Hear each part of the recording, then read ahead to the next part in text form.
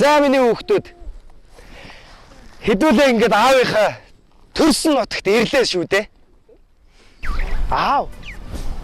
Шар усны үер гэж яг юу юм? Одоо нөгөө шар усны үер гэдэг байгаа чил одоо аавынх нь яриад байгаа зүйл шүү дээ. Тийштэй миний хараач энэ өндөр уулны цас чинь хавар удаад ирэхээр зэрэг хайлаад тэгээ бүгдээрээ тэр уулынхаа гууж ялгаар урсаад энэ гол руугаа орж нийлдэг гэж байгаа байхгүй. Тэгэл одоо тэр чинь шар усны үер болчихж байгаа байхгүй юу? Тэгэхээр миний хоёр хөө ерөөсө хараа хяналтгүй ээж аав хоёроос тусгаадаа энэ төр тэгж гол руу айлын хүүхэд багшуул дагаж гол руу ээж болохгүй заа юу. Ястай осолтой. Хавар удаад ингээ гол хайлахаар чинь айгүй осолтой шүү дээ миний хоёр хөө.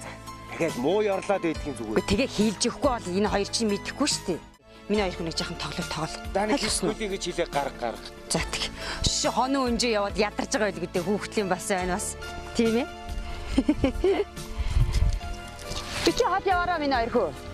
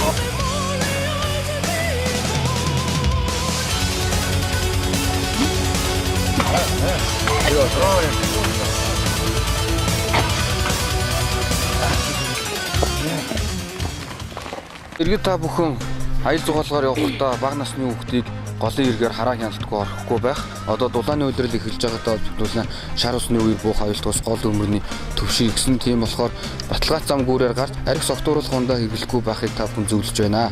Үргэлж аюулаас үргэлж